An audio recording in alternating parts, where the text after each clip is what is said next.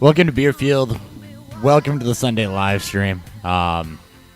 So, couple things going on. First off, one, we're late because Yes, we are. there's a lot of recovery things happening after this weekend. Dan is a married man now, which, from what I know, is simply the best. We will definitely get copyright claim for this one, by the way. I'm here for it. Definitely will. That's okay with me. One other thing, though, I was trying to do I couldn't figure out how to do both things. So I did a silent intro and then hit the music. But finish line, we'll get to you in just a second, bud. Did a silent intro, hit the music, and then silent intro, and then Dan did a over the top of the silent intro. So I'm like, okay, we're going to hit the music because I didn't tell Dan what I was doing. If you're plugged in at all, the fantasy football community, while there was good news over the weekend, there was also very sad news over the weekend as Mike Tagliere lost his battle with COVID. We didn't. I don't know if you did. I did not personally know Mike. No, I did not. I mean, just the amount of DMs, screenshot DMs shared, and everything else that happened. We've used Fantasy Pro since the beginning. Literally before we knew any other respected. tool. Before we knew any other tool, it was Fantasy Pros and those guys doing what they do. And so a lot of respect for tags, and just before we get into the Q&A on this abbreviated show, just our thoughts go out to everybody that he worked with, to his family, to everybody that is impacted by this. I know there are some people not doing streams this morning. Fantasy Pros obviously still dealing with things, so just a very sad situation. So our thoughts go out to him and his family, and everybody that is impacted by the loss of, by all accounts, a great human being. All right. Yeah, great dad, great colleague, everything else. It was very clear that Mike impacted a lot of people, both professionally and personally. So there are links out there to his GoFundMe to help the family pay for all the costs. I can't imagine the medical expense, from doing a month long in the hospital, and now having to go through the unfortunate funeral process. So there's a one great GoFundMe. thing we do know is that the fantasy community really comes together in really tragic times. So yep, and there's a GoFundMe out there. You can find it. I'm sure that Tabby's retweeted it at Tabby Talks, and a few other places at Fantasy Pros has it, I'm sure. So donate if you see fit. All right, first question. Very, very sad and shocking. First question. Zeke and Miles Sanders against each other Monday night. Tyson Williams and Alexander Madison. Pick 3. It's full PPR. I have Zeke Sanders facing North. Ooh. Good problem to have. First and foremost. I think I would play Zeke Sanders and Madison. That's exactly what I was going to go with, was Zeke Sanders and Madison. Yeah. Look, Tyson Williams against the Lions is a solid matchup, but I think the upside out of the other 3 is just greater. Sanders would be the one I was kind of questionable on, given how Dallas played last week, but it's week 3. We've seen him be really bad and really good. So, yeah, and if that Dallas and Philly game ends up being more of a shootout, a little higher scoring than I think people expect it to be, Sanders will be involved in the passing game. Yeah. Tyson Williams, he's seen some it's not the matchup that you would expect. Baltimore would have to throw a lot to win. So right, and they have used Latavius Murray in more of goal line and short yardage type situations. So I mean, he's not a non-factor. So yeah, without Cook going, it's Madison, Zeke, and Sanders for me. Yep.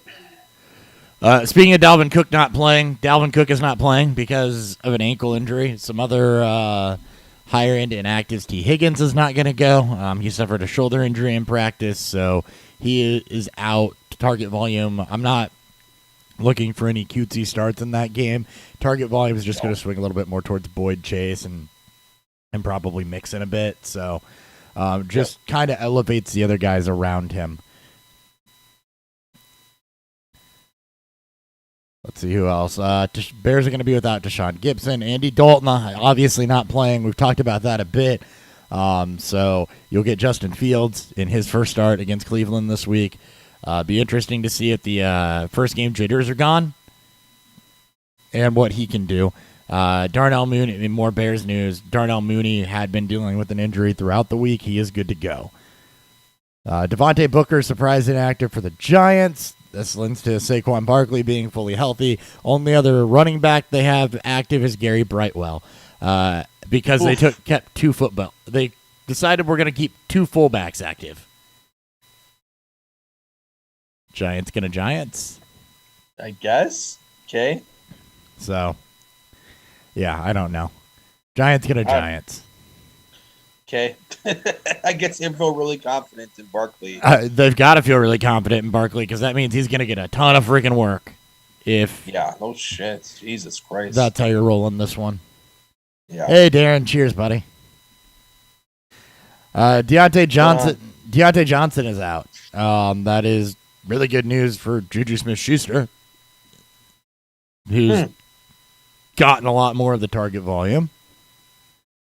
Who's gotten more of the target volume than, say a Chase Claypool. Who also, look, that's big news because Deontay Johnson is your target hog there, right? So and it's Cincinnati, so it's not exactly a tough matchup for the Steelers. So, this does elevate Chase Claypool a bit as well.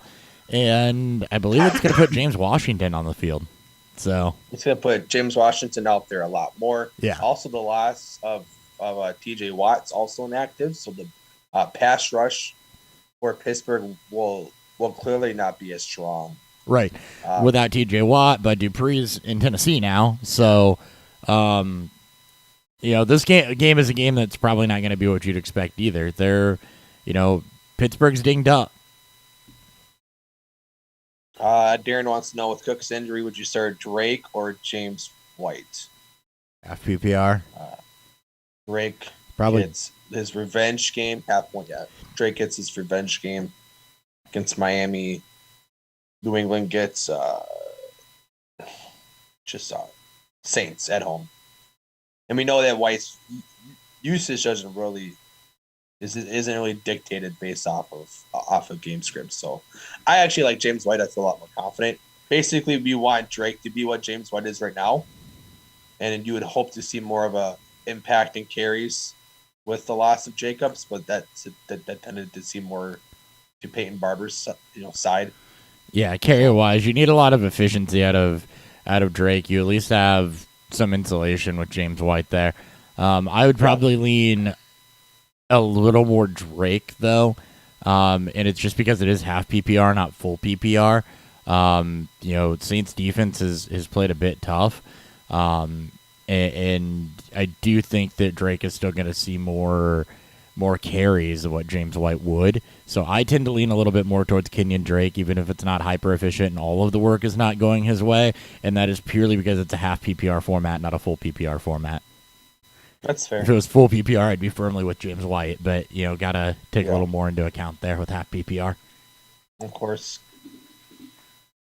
All right. Sorry, we did not really prepare, so we're just kind of running through what is in front of us, and that's literally just because we were both on our way back to our respective homes to do this, so we didn't have a lot of lead time here after this weekend. We're also both nursing some pretty wicked 3-day hangovers, I'm pretty sure. So, yeah, yes, there are pictures out there of the later ceremony night or a later reception night of my wedding that has me without a shirt on. So, well, you're just in suspenders and a tie. It was pretty good. It was very classy. Russell Gage is inactive. Doesn't really do a whole lot. It doesn't matter. That offense goes to 2 people. Yeah, it's 3 now, I guess, with Patterson kind of being. Yeah, Cordero Patterson's taking off, but it's really going through Ridley and Pitts. Yeah. Which is kind of what we expected. We already talked about Higgins. DeAndre Hopkins is going to play, so he is active for week 3 with a rib injury. I did at YOLO start Rondale Moore in at least one league, though, because of the Higgins injury. I have 2. So. Yeah. He's out there. I have more going in a lot. KJ Osborne, I actually had to start somewhere, too. So. Not bad matchup. This should be higher scoring. Good matchup. He's gotten targets, and he's shown explosiveness. I mean, look, just a couple names to think about. Rondale Moore's probably not available, but if you need a late grab, KJ Osborne could be. Freddie Swaim, who took off last week, also could be out there.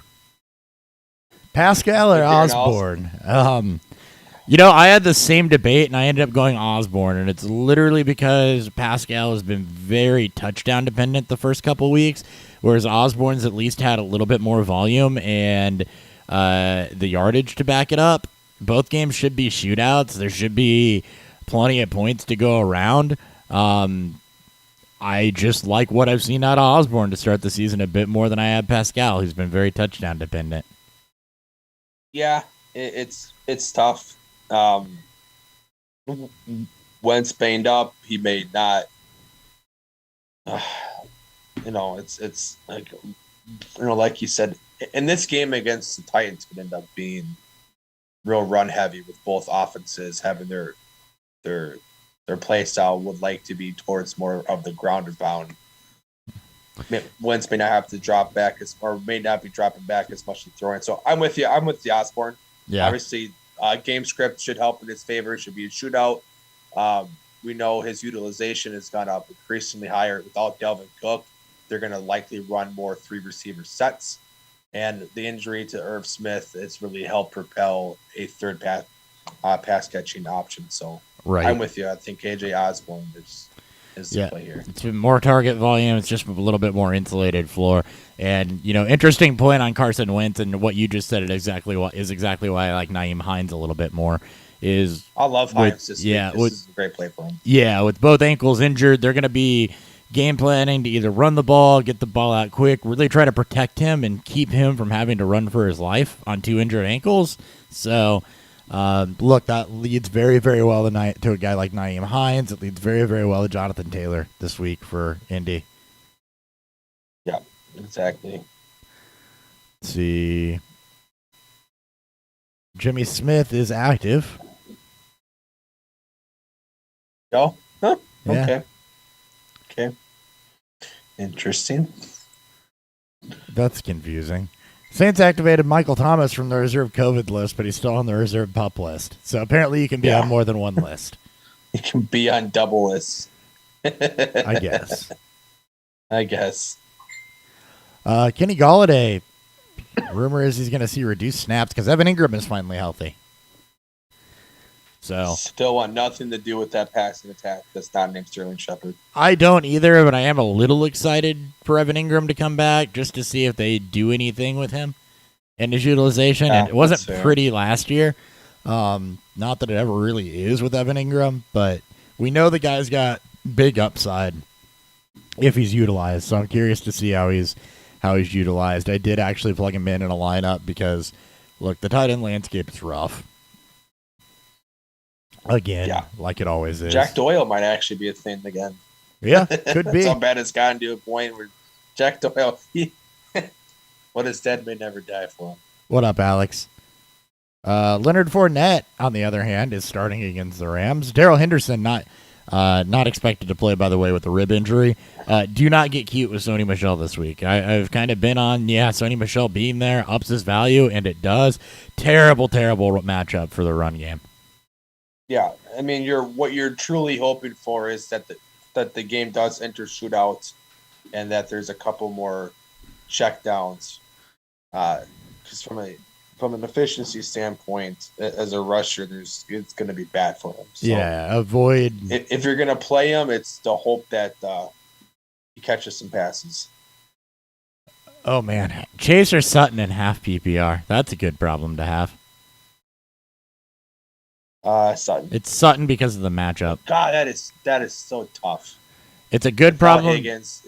It's a good problem to have. Pittsburgh still has a good secondary, though, even though the pass rush is a little bit banged up. Denver and the Jets is just so freaking juicy.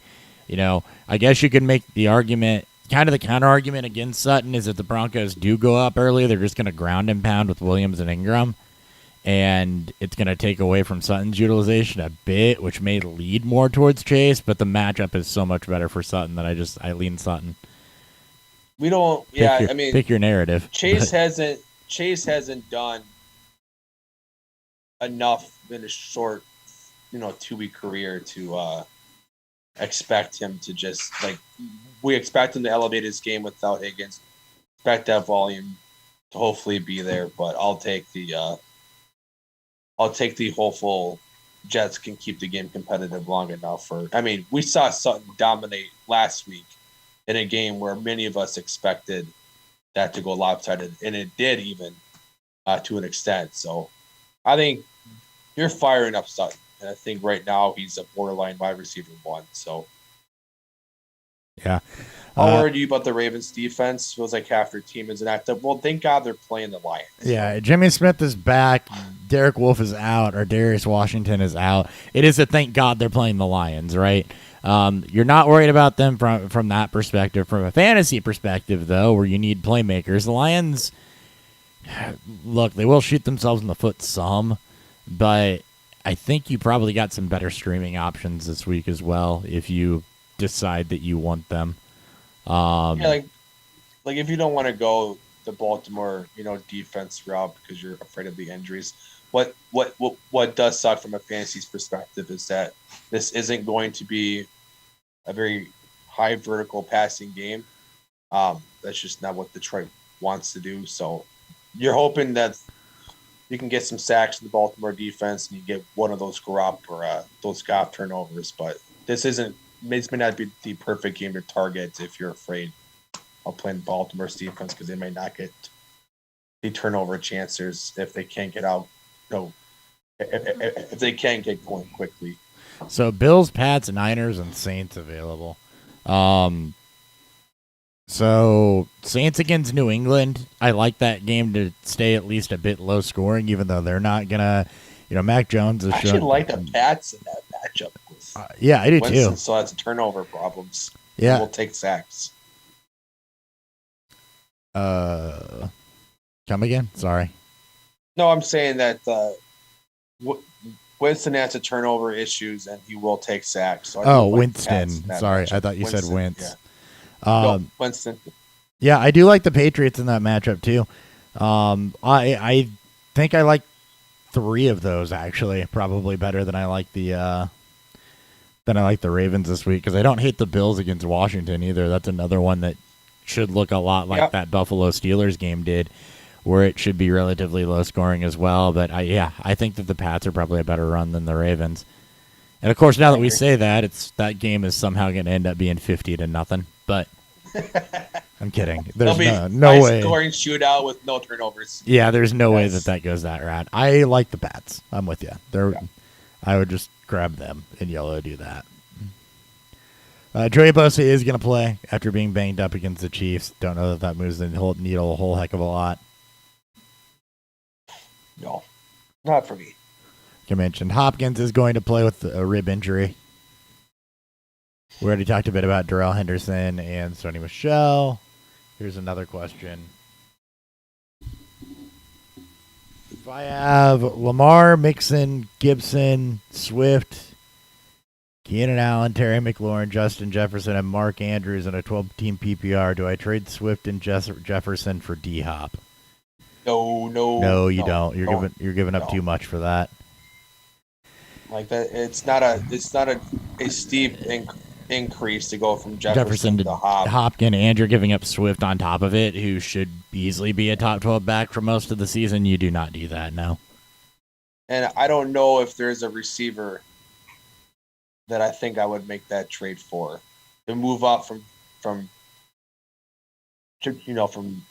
Jefferson to any of the receivers else in the league, even like a Devontae Adams. Like it's a very difficult. Yeah, it'd be like That's a very steep pay. Adams and Hill would be the two that I would consider. Hey, look, Justin Jefferson is a guy that we all consider a top 5, 6 wide receiver coming in. So, he was in the same tier as Hopkins, and I don't think that anything's happened through the first couple weeks to change my opinion of that. And then to pay Swift on top of it, it's not worth it. Yeah, I wouldn't give up Swift if you want to upgrade from Jefferson to those type of receivers. I wouldn't give up a high end RB2 just based on the passing stats alone. Like it'd be very difficult to move off of Swift, who's may not get the high end rushing production, but he's such a strong pass catcher and he leads all running backs in targets. Yeah. Yeah, I think and with it being a full PPR league, that's a very steep price. Your throw-in price there is going to be like, to me, if I really do want to move to Hopkins, from Jefferson, the throw-in price on top of that, I mean, look, it's not much. I'm like throwing in a Bucks running back, a Rams running back, or a Broncos running back. One of those guys that might have, or a Gaskin, somebody like that has week-to-week flex value. But yeah. I'm not giving up a week-to-week starter because there's not that much of a variance there. I mean, you can throw a usable piece on top of it, but it's not going to be usable in the sense of they're a weekly start. Yeah, I agree. Pick 2 for flex. Mixon, Miles Sanders, Chase Claypool, Devonta Smith, or Laviska Shenault. So I don't know if scoring would matter for me too much because it's Mixon for sure. Definitely not playing Devonta Smith. You're not playing Smith. Claypool without Deontay Johnson in that matchup, I do kind of like breaking down Shenault against the Cardinals. That should be a shootout. I think it's probably Mixon and Shenault for me. It is half PPR. I definitely wouldn't play Shenault when you have comparable options between Sanders and Claypool. Shenault was battling the shoulder injury all week. So you're going Mixon and Claypool, it sounds like? I think it's really between Claypool and Sanders. I mean, you have it depends. Like, are they going to use Claypool? Like, are they going to see? His utilization should bounce up, and he should hopefully not have to just run deep routes all day for James Washington. So I think it is Claypool and Mixon. I think it is too, because given what we saw out of Dallas's defense last week, right? Dallas hasn't given up a ton in the run game through the first 2 weeks.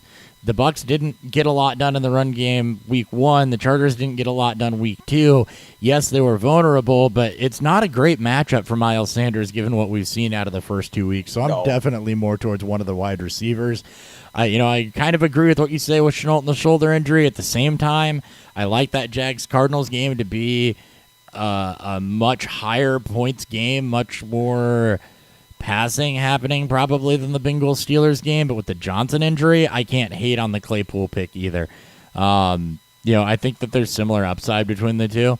So we need to see Shenault's depth of target also. Yeah, like he needs to play because that offense wants to press more vertical. This game is going to definitely.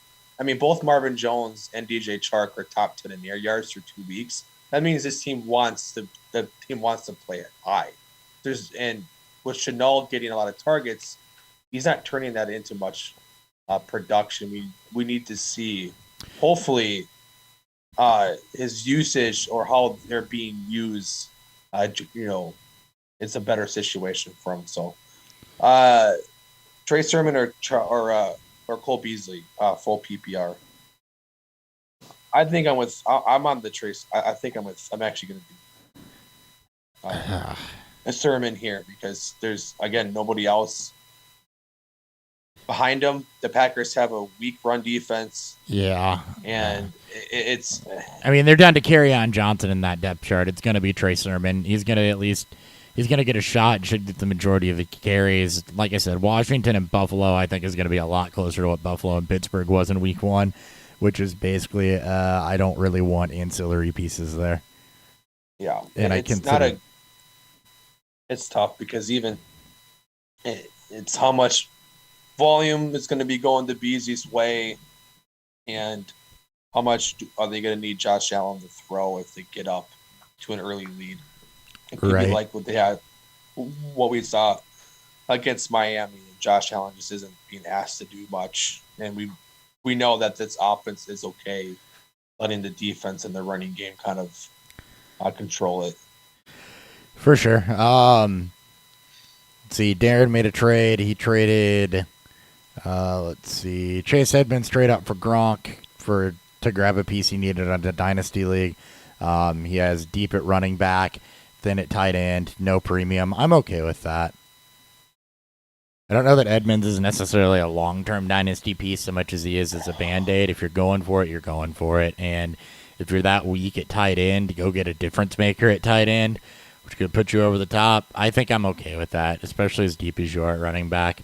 That's one of those trades that in a vacuum I don't love, but given roster construction, it actually makes sense. It's one of those trades that I think it's going to look odd at times throughout the season. If you get your victory, if you get your three-peat, it won't matter. Chase Edmonds doesn't have the build to be a workhorse back for multiple seasons. So I mean, I agree. Gronk really isn't also a long-term piece. It's almost like trading a high end, maybe a high second round pick for Gronk, which is about comparable now in this type of league scoring. And it depends how much you think Chase is actually worth. So I think on the grand scheme of things, it's probably a fine looking trade. It just, when I first saw the trade, I'm like, I don't think I'd do that, but within that context and everything else, it kind of makes sense. And it, like, for me personally, it's like I would probably try to aim for a tight end that at least has multiple season value. But Gronk could also end up playing for like the same length that Brady does with Tampa Bay. Like, we don't know. I mean, Gronk, it's been battling injuries for so much. And somehow his body still hasn't taken the beating that it's taken. Plus, he had the whole year off. So maybe it's not as bad as, I mean, maybe Gronk plays for another, 1 or 2 more years after this year. I don't think it matters. I think that we're overthinking that one a little bit. That was a lot. That was a lot of words to say that if you're going for a championship, you're winning, and it doesn't matter if Gronk retires next year. If you three-peat, you three-peat. You gave up a 2-year starter that's not going to be a workhorse. I think it's one of it's a trade in a vacuum that we look at and say, don't really like it, but it's a trade when you look at roster construction and situations being situational as they are. Yeah, makes sense. Sermon, Madison, Jamar Chase, or CEH for flex in a PPR league. Oh boy! All right, let's start to break this down. I am out on. Okay, so it's not CEH given his usage and utilization for the first couple weeks. I think you have enough better options there for that to not be the case. I love that matchup too, man. That game. I wish he was. Let's just say that. I wish he felt more confident. I don't feel more confident in him given the other three. It's I guess a good problem to have. Yeah. So full PPR. It's not Sermon for me. It's not Sermon in full PPR. So we're at Madison and Chase now. It might be Madison against the Seahawks because we know he will get some pass catch, some receiving work. You may see some of Amir Abdullah in that role, but I think Madison does get some receiving work against the Seahawks in addition to ground game work. Chase, again, I like the fact that he's going to see increased target volume without T. Higgins, but again, Pittsburgh's secondary is mostly intact, and it's a litmus test. So also just the fact that you're generally going to get a safer floor out of a running back than a wide receiver. So I think for me, it's Madison.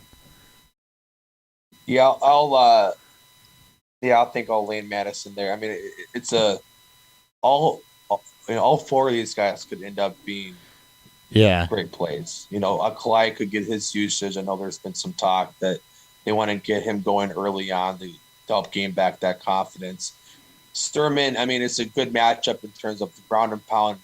The Packers don't have a good run defense, and Sturman is pretty much the only usable back there at this moment.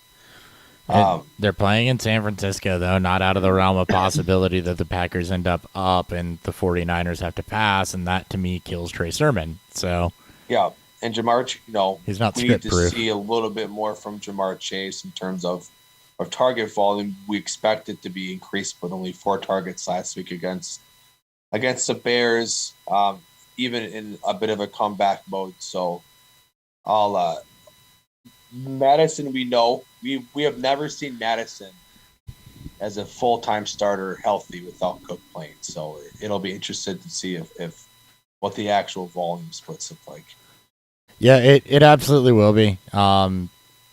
It's like you just said, though. It's target volume, and I expect Chase's target volume to increase. It's just the fact that it's a litmus test game, right? Whenever we have these litmus tests of, all right, this is a benchmark for how I can expect a player to play in a negative matchup throughout the season, because I do think that this is a tougher matchup for Cincinnati's wide receivers. I kind of want to stay away from that and take my information without it impacting my fantasy games if I have another option to do that, and I think Madison gives you that option to do that. It's early in the season, so, I agree. Oh, boy. I'm going through my lineups. Yeah. I haven't been able to yet. Alex wants to know who I think wins in our fight to the bottom. We're playing each other in the Bourbon Bowl this week. We're both 0-2. Oh, boy. Let's see. Going side by side, Garoppolo and Bridgewater is pretty even. I do have an edge at running back 1 because McCaffrey got hurt for him. Okay.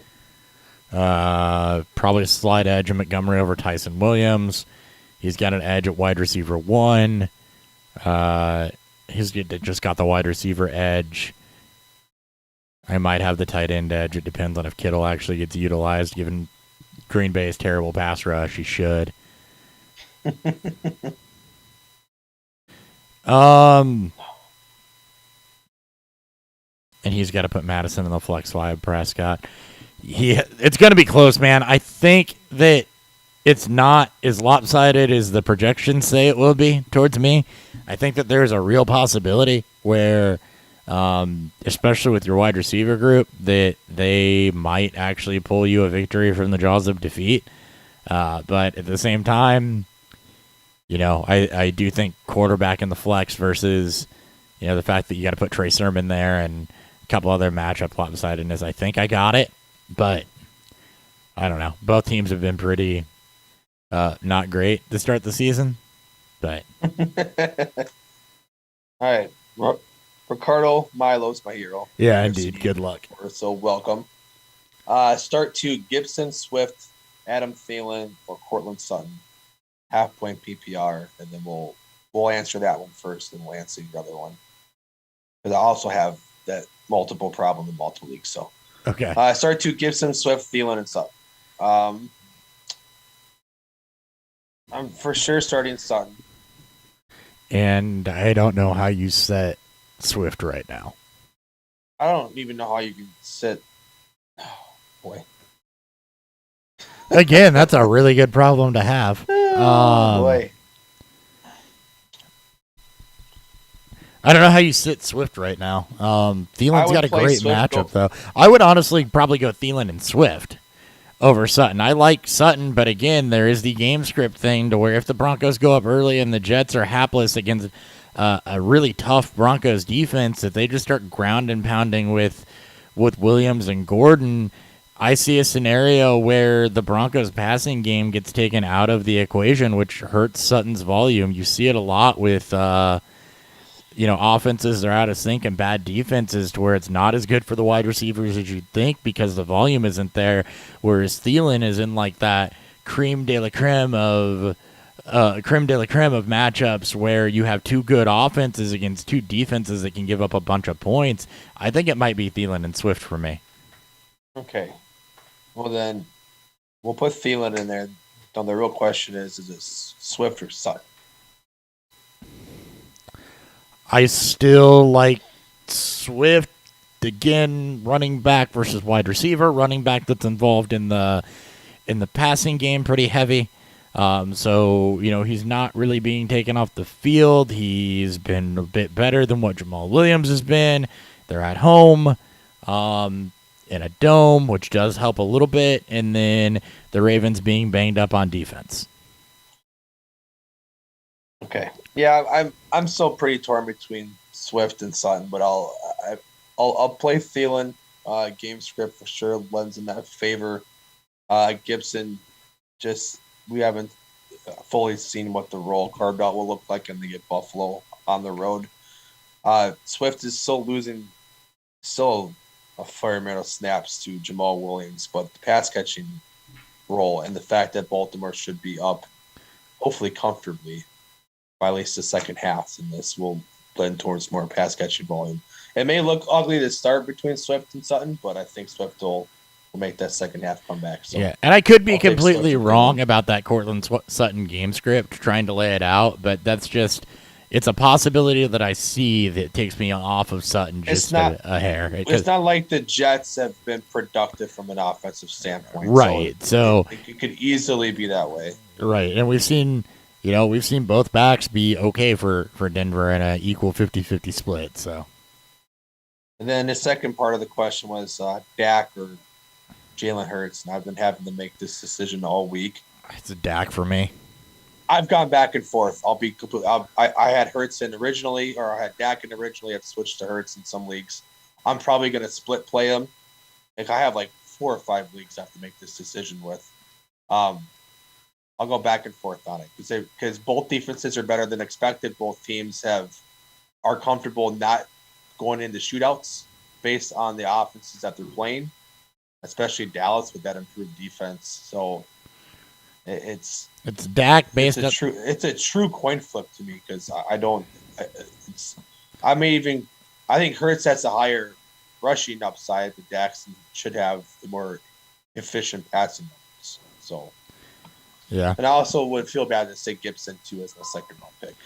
That's tough. Yep, I also would feel bad to say Gibson is my second round pick, but draft picks only matter at the draft, right? I mean, we were kicking ourselves after week 1 for not recommending a Zeke sit when that's what it ended up being, and I mean that's sometimes you got to throw draft capital out the window and just know that you're making the based on the cards that are in front of you that you're making the right decision. And draft capital in fantasy, look, you can't get married to it unless it's a keeper league or something where draft capital matters carrying over to the next season. You can't really get too married to it. Couple more questions rolling in. I do want to give my take on this Dak Hurts things real quick before we get to those. I'm leaning Dak, and the reason is the way Dallas's secondary performed last week. And so a little bit of a negative on Hurts, but also the fact it's the weaponry that's available to him, right? If you got 2 defenses that are playing better than expected, give me the guy.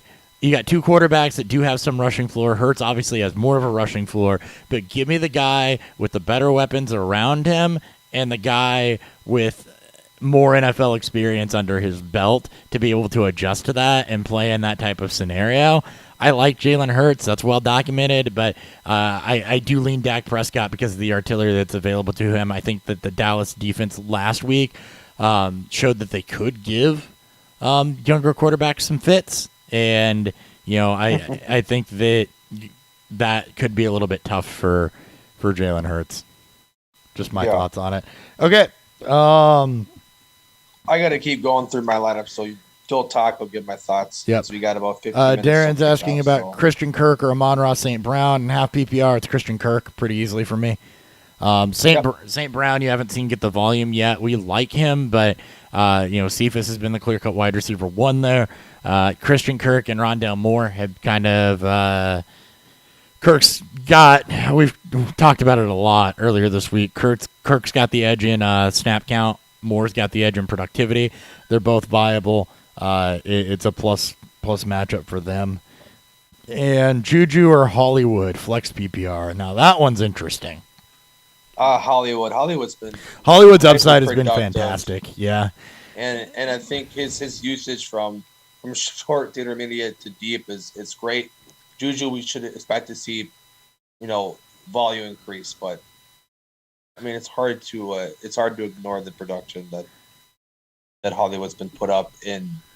Yeah, it's game scripture, but he's a part of that. He is number one on that offense right now. Right. And we've seen the Lions, right? If the Ravens defense isn't up to snuff, we've seen the Lions overperform a little bit, in my opinion. So, yeah, I think that it's Hollywood Brown there.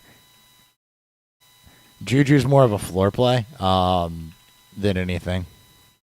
I am a little concerned about Dak's last game, yes, but that's why it's a lot harder for Hurts and Dak. Yeah, I'm a little concerned about Dak's last game, but Jalen Hurts' last game? I mean, Hurts, yeah, he got the rushing touchdown. He got the rushing touchdown, sure. He got the rushing floor, but he got Hurts. It's what Hurts did last week. It's why he's been a QB1 for me all off season. It's even in a odd and bad passing game. Right, and yes, let's also be. Like, I don't. I want to be very clear about something. The Eagles' defense is playing better than what everybody expected. The Chargers' defense is still better than the Eagles' defense. It should be, yeah. So, I mean, I'm fine. Like I said, I would lean Hurts. You lean Prescott. Ricardo, I apologize if we couldn't give you a more confident answer to that, but that's where I'm at. Hey, when we differ, you differ, and you pick which one of us you like more, and who gave you the more convincing argument, right? That's right. You do get rushing floor out of Hurts. I cannot argue with that. Dak's gonna have more upside. Yeah, I think. Yeah. Yep. Well, and there's another piece of advice we give people too, right? We typically don't like projections, but they are useful in one sense. Are you projected to beat your guy by 20? Because if so, then go ahead and play Jalen Hurts. Safer floor, right?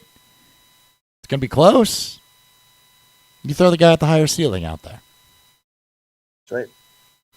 It's the only time that I take projections on these sites seriously is if I'm trying to decide if I want to make a ceiling play or if I want to make a floor play. That's fair. It's the only time. Okay. I keep going. All right, I'm going to look at a couple other things news-wise while you go through that. Hey, if you have any asking for friends, please feel free to throw them out there.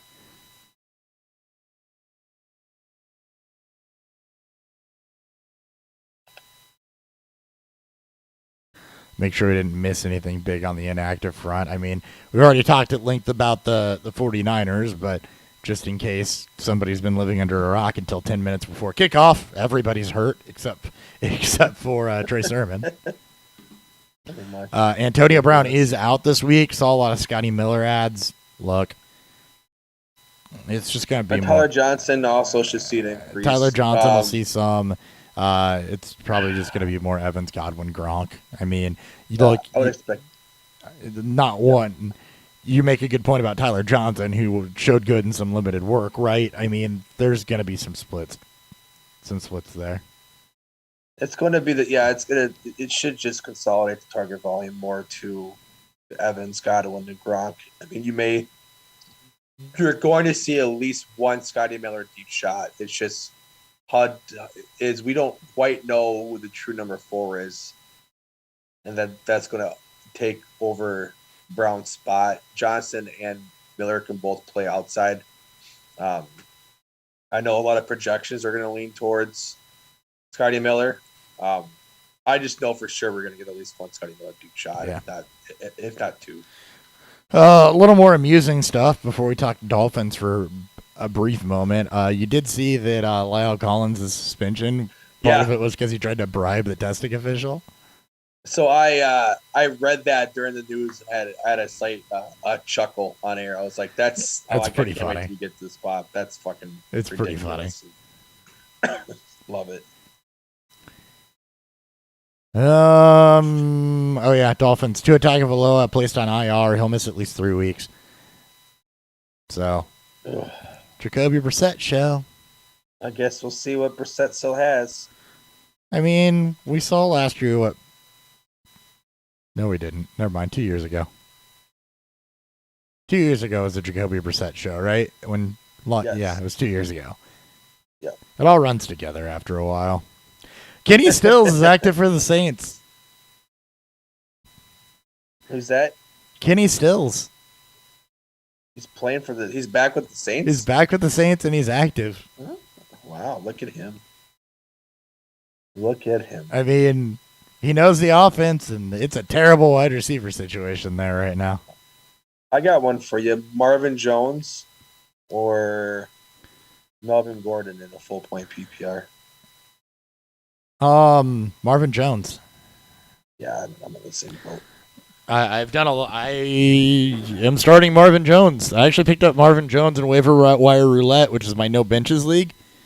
To start him because the matchup and the rapport he's had with Lawrence and the way that that target volume has gone there in Jacksonville.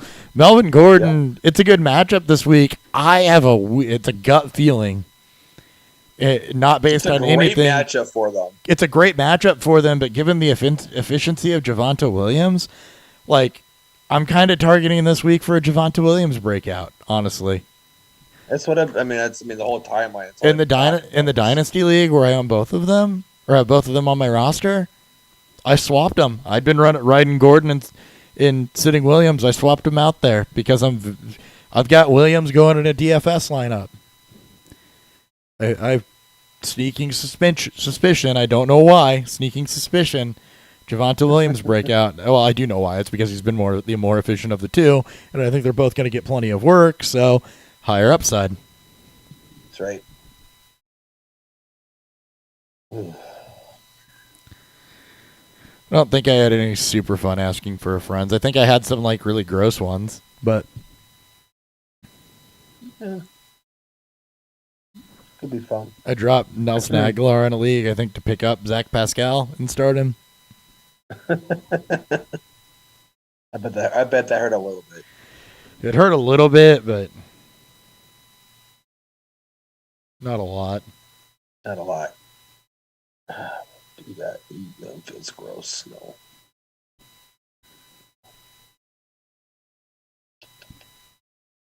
A lot of, let's see. Michelle was picked up. Jalen Rager was dropped. Oh, good Lord. Javonte Williams just got dropped for an Alexander Madison pickup. I got to go look and see what I'm starting at running back here. Because I had... Are you able to pick him up even though he just got dropped? I don't know. I'm going to see. I don't know how this league's set up. Probably not. Yeah, because I'm starting Nyheim Hines in this league because Dalvin Cook's hurt. There's no IR. So I've got Cook, Eli Mitchell, and Josh Jacobs on my bench all hurt. Jesus. Which it's full PPR, so I'm totally fine with Hines, but...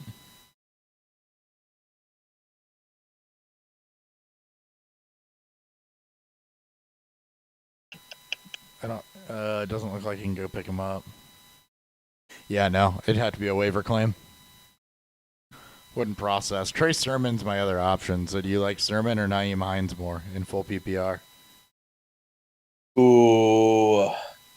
Marlon Mack is also deactivated, so it's going to literally just be Jonathan Taylor and Nyheim Hines. That's tough. In full PPR, I will lean Hines. I trust that he's going to get target volume. Banged up Wentz. Ooh, that's close though. That's what I'm going with. Close. It's projected to be a close matchup too. So. Oh boy, if it's close too, I think Sermon has higher upside though. I'm gonna run with Hines. I think. Okay, yeah, I'm fine. Just because I don't want to, with as much bench space as I have taken up right now. The swap out would be James Conner to pick up Trey Sermon, which maybe that's not the worst idea anyway. To just do that one regardless. Yes, that regardless. Note here, folks, if you can, once waivers run and pick people up for not losing your waiver spot, you should do that. Especially if it's a preemptive pickup.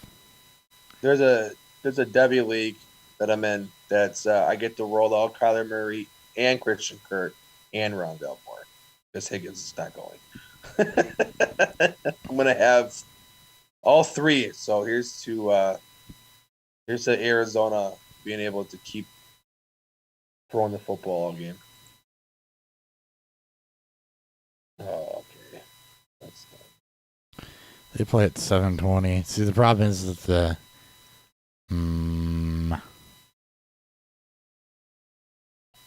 All right. I think we should end it. Yep. Thank you guys so 4 much for minutes, tuning so in. gosh. Great to see some new faces. Hopefully, we will catch you guys. When we're back here next week. See ya. Peace.